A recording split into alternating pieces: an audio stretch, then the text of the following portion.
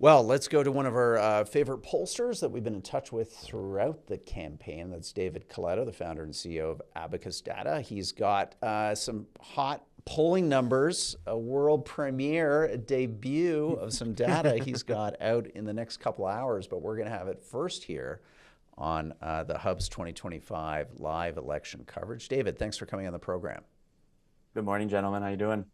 Let's bring up on the screen here your latest overall vote intention numbers. Walk us through this. What changes are you seeing or watching, especially as when you compare this latest vote intention you have dropping at noon today with your previous polling?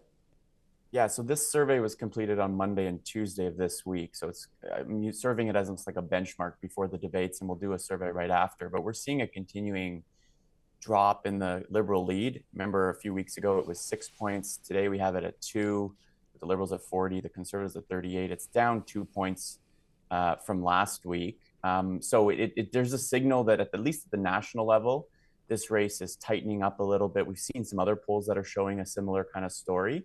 Still advantage Liberal. I mean, even with a 2-point lead, the regionals really favor them. They're ahead in Ontario. They're well ahead in Quebec and Atlantic Canada, competitive in BC. But it does suggest that this race isn't static. And as the issue salience of different things change, it could also mean that voters are changing their mind on who they're going to ultimately vote for as voting starts this weekend. I was going to go precisely to the regional question, David. It's axiomatic in Canadian politics that for Conservatives to win, they actually need to be higher than the Liberals by a margin or a cushion nationally because of the relative efficiency of the Liberal vote in different parts of the country. For those who don't think about these issues all the time, can you help our listeners and viewers understand this point? Yeah, I mean, first thing, remember, in the last 2 federal elections, the Conservatives got more votes than the Liberals, and yet the Yes. Liberals won substantial more seats, even though it was a minority. And so, Sean, to your point, they need to win upwards of 5 to 6 points, maybe even more nationally over the Liberals to win a majority government, right? Now, they don't need that to win more seats than the Liberals, but they've got to do better than they are right now in Ontario.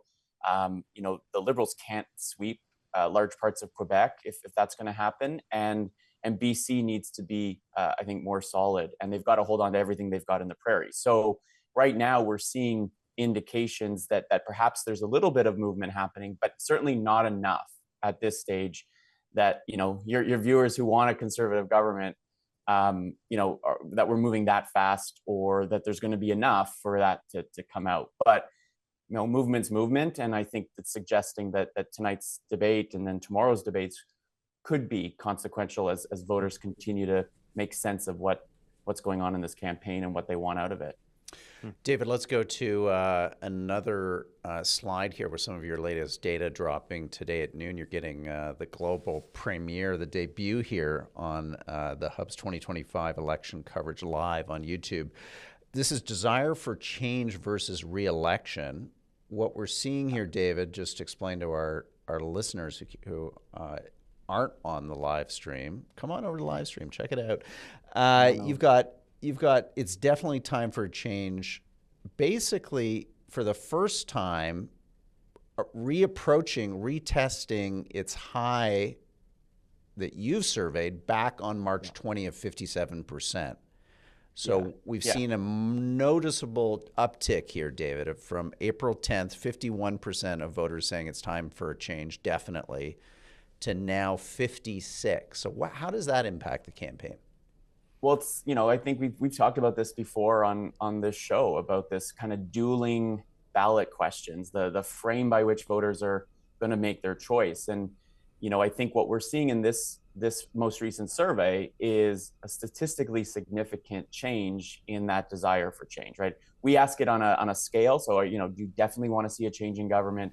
Would change be nice, but it's not that important?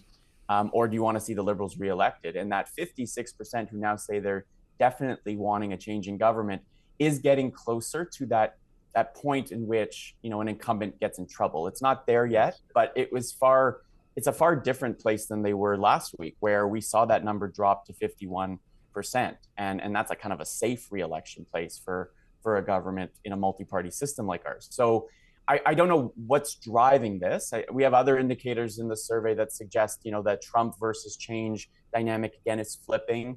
Maybe it's because Trump has been less salient, less engaged in our own thinking about this election. It could be. I've noticed in the last few days more conservative ads that are really making the case for change, right? Like vote change, vote conservative. That could be a factor. And also keep in mind that Mark Carney has been pretty quiet the last few days, and so. If he's not out there litigating his version of the case and he's leaving the ground for the conservatives, it may be working. And so this is something to continue to watch, because if this number keeps going up, that's a good sign that the voters are in a mindset that are going to be much more appealing and more open to the conservatives, mind you. Sean, why don't you walk us through the next slide here? So I'll put it up on the screen, and you can just give your quick reaction to this, and then flip a question over to David. Yeah. There's an expectations game here for Carney, at least in the English debate, which will create an interesting dynamic.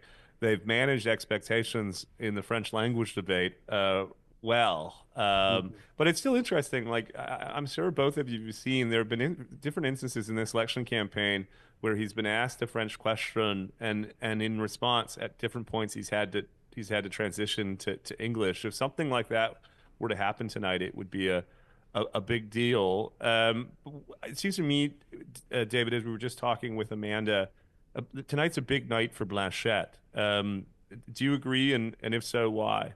Well, I think it is. First of all, I mean, he's the only leader on that stage who will have his first language is French, has the ability to kind of do things I would not understand as someone who doesn't speak French very well, and use colloquialisms and references that if you aren't really comfortable in French, you may not even understand, which would really, I assume, stand out to a francophone audience in a way that it wouldn't for somebody like me. And so for Blanchette, like, he's got to find a way to make his party and himself more relevant again, and to do that might be to undermine Mark Carney. I mean, both Pierre Poilievre and Blanchette are going to target Carney in both debates, and it's almost like they have to, right? In Quebec, we're seeing the Liberals in some polls up over 40%. They're coming into Bloc territory, and there is a version of this election in which the Bloc could even lose official party status, like they did after the 2011 election. And so Blanchette's, I think that the expectations are pretty high for him, and I think the stakes are really high for the Bloc in tonight's debate. David, thank you so much for coming on with all this. Roger, can you want to squeeze one more in? Do you mind if I jump in, if you'll permit me? David, one of the reasons we love having you on is not just your top line polling, but that you go deeper. You do a lot of fascinating analysis. One piece you wrote for us, even before the campaign, created proxies or archetypes for different types of voters for the different types of parties. So you've thought deeply about the voting coalitions of the different parties. Over the past couple of days, of course, there's been this running tension between the Conservative Party of Canada and representatives from the Ontario Progressive Conservative Party, including, of course, Premier Doug Ford. Can you help our audience members understand the extent to which there is overlap or there isn't overlap between the Conservative Party voter coalition in the province of Quebec, or pardon me, in the province of Ontario, and the PC's voter coalition? I mean, there is a lot of overlap. Close to 80% of voters would vote for both the Conservatives federally and provincially. But there's also some groups that diverge, right? That we always talked about these so-called Trudeau-Ford voters that voted for Trudeau in the last two federal elections, but would have voted for Ford provincially. There is a little bit of Carney-Ford voters in Ontario, right? And I think they're really important parts of the province. They're in the GTA. They're boomers. And right now, I think the fight, if I'm a conservative, is in large part for those boomers, right? They're going to be tuning into these debates, and particularly the English language for Ontario audience on tomorrow.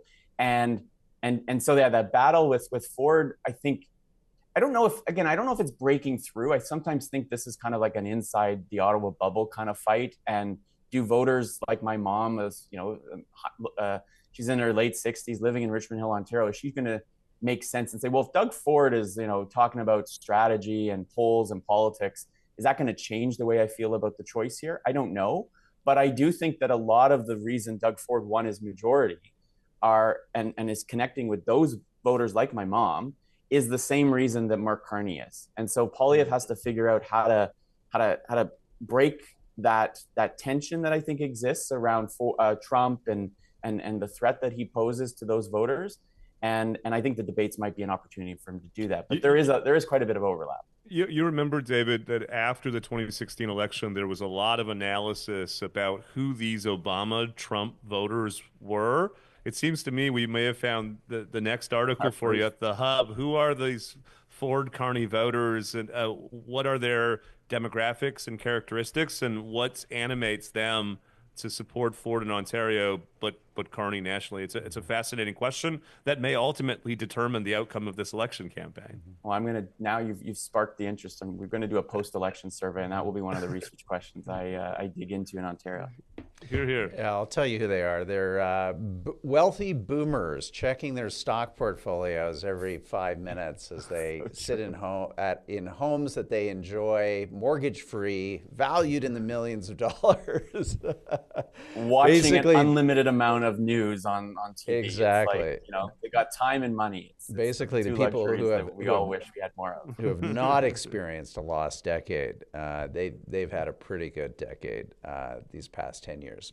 David, thank you so much for coming on the program. I love having you on, and we'll get you back, obviously, as we get into this all-important closing week after the debates, after the Easter long weekend, and probably people's opinions becoming a little more fixed, a little more certain about how they'll be voting at the end of the month. So we'll talk to you then, and in the meantime, be well. Thanks. You too, guys. Take care.